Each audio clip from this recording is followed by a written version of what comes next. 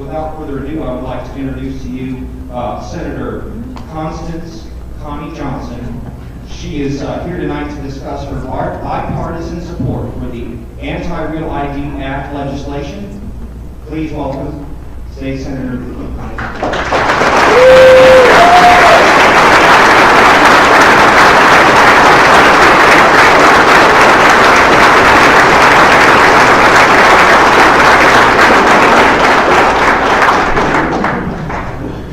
Good afternoon, good evening. It's truly a privilege, and I'm just tickled to be here this evening as I look around and, I think I might add some diversity to the room.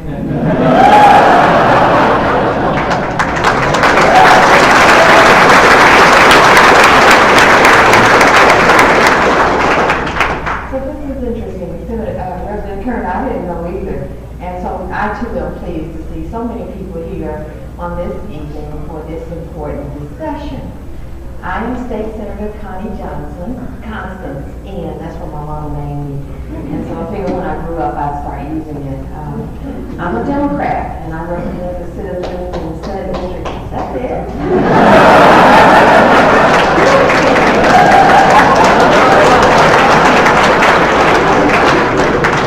I represent Eastern Oklahoma County, Senate District 48. And first I want to thank each of you for coming tonight, but I also want to thank the organizers of this event for allowing me to be on the program and to share my perspectives. It's interesting, in our new historic legislature, it's going to be a challenge for us to continually seek out common ground. And I'm starting that process already. We started long before Representative Keene and Representative Kern about the issues that affect the people. But paranoia, really? I didn't dream that I would have paranoia in common with so many people. I just want to pose a few questions to you tonight. Representative Kern raised some, but I want to raise a few as well. Because really it's the questions. Asking the right questions a lot of times, not just the answer. What is the cure worse than the disease? And how secure, indeed, are databases? And is there really any such a thing as a secure database, a truly secure database? No. I have a quote from Colonel Charles Williamson III in the May 2008 Armed Forces Journal article. He said, and I quote, "America faces increasingly sophisticated threats against its military and civilian cyberspace. At the same time, America has no credible deterrent. In fact, our adversaries prove it every day by attacking us everywhere. Even worse, our defense concept is fundamentally flawed, and we have not learned the simplest lessons from history." The Colonel then went on to explain how during the medieval period, when people lived in castles, they felt that castles were capable of being penetrated. As the artillery progressed and became more modernized to the point of being capable of not only destroying the castle, but everyone in it, that view had to change. Even in the historic tale of Troy and the Trojan horse, prior to castles, there were fortresses. And one such fortress was overcome when soldiers hid inside a huge Trojan horse that was delivered inside the fortress. Now, somewhat ironic that today, when our databases are compromised and you get that email about the latest virus, it's often referred to as a Trojan horse. That's interesting. It's also true that today we have become so dependent on databases. The fact that you can Google anything is a source of a database access issue. And the information that you can access through the internet, it's just all out there. I want to be clear about one thing, though. I am a law-abiding, law-supporting, law enforcement, intelligence community, and certainly a supporter of the brave men and women who protect our freedoms every day in our military.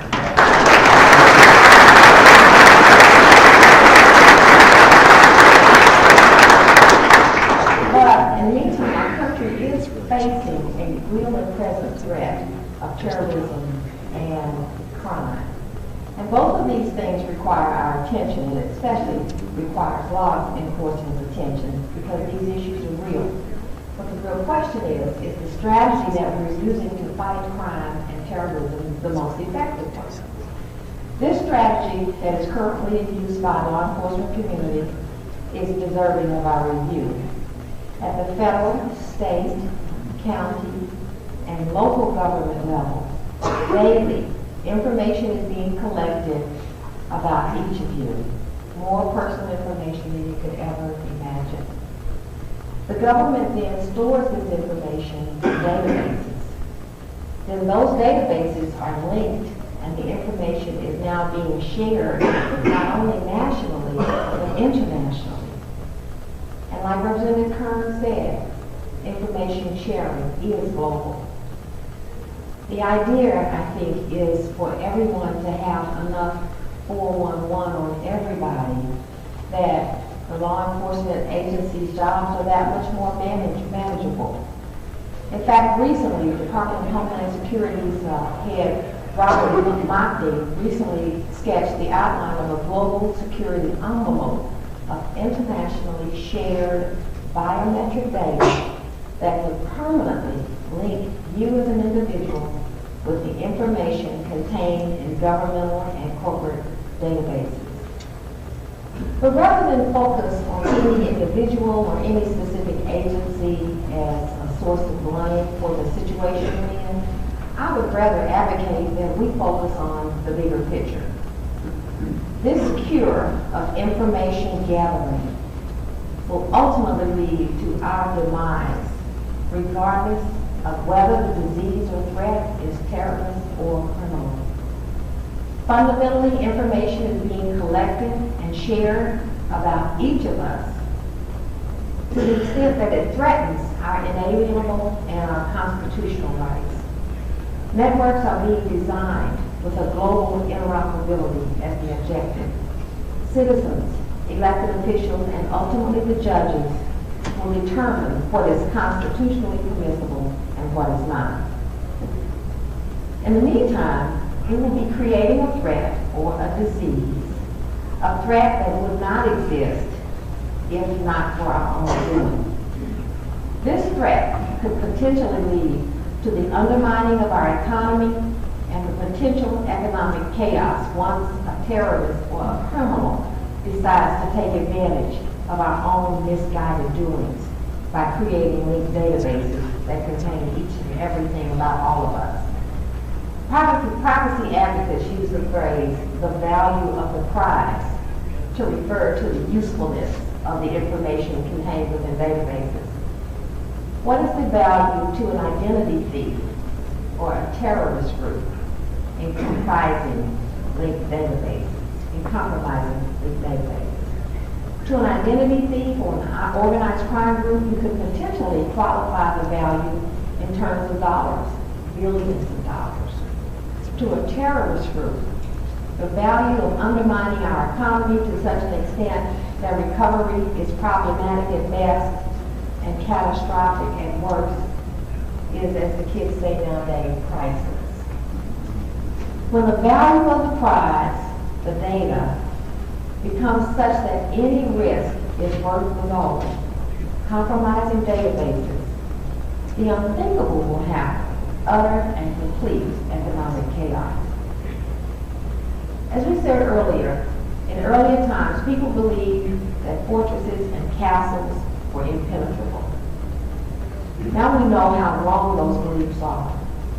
But today, we can't afford to be so arrogant or so naive as to think that there is such a thing as a totally secure database or a network of databases.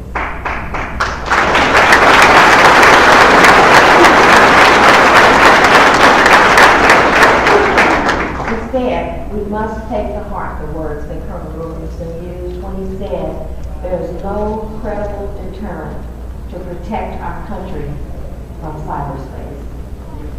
Today in Oklahoma, we collect biometric information such as fingerprints, high-resolution digital face images of people, as well as social security numbers and other highly sensitive and personal information through the Department of Public Safety databases, including the motor vehicle database. Information is being shared with other states, agencies, other states, and the federal government, and even foreign entities. Now, it's one thing to require such information to be collected and shared for people who have felony convictions for law enforcement purposes only, and not for keeping those people from successfully reintegrating into society after having paid their debt to society. And it's one thing to share personal and sensitive information pursuant to a court order. But it is totally another thing altogether to arbitrarily collect, store, and share an individual citizen's most personal and private information. Yes. It is unacceptable.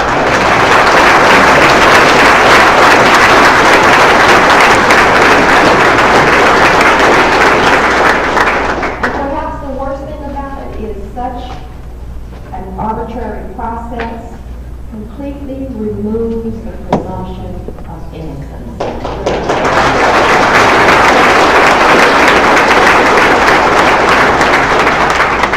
We are facing a serious threat of our country, as we know it and love it,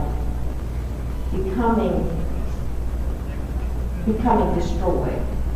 And this will become a reality if we fail to act immediately to end our reliance on the information gathering and sharing cure.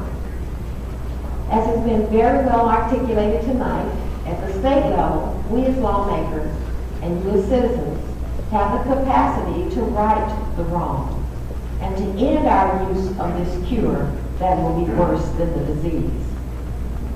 I have requested legislation this year, along with other lawmakers who have requested similar legislation, that would end the practice of collecting certain information about Oklahoma residents.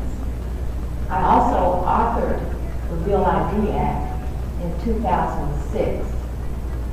And this was the act that I think you've heard referred to tonight that would have made every driver license in the world, in America, be consistent and be stored in a database that could be easily accessed by any hacker who was smart enough to do that.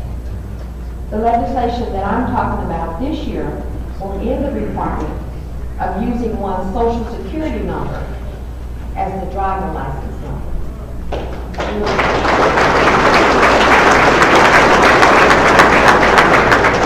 it's very interesting, when we failed to approve Real ID as a legislature, the Department of Public Safety had already sent out directives to each tag agent that the only way you could renew your license was if you gave your social security number. And I actually had to engage with my tag agent to say, that is not true in Oklahoma, but to see how government works. So it's crucial that we be vigilant. This legislation will also delete current social security numbers from state-based databases unless the social security number is being used for its originally intended purpose of reporting wages, income, and so on.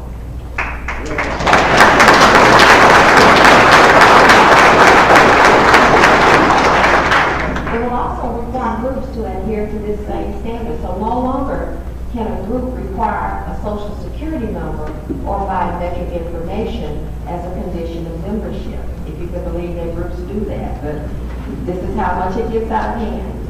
We as people do not have the luxury of waiting on the courts to decide what is constitutional and what is not.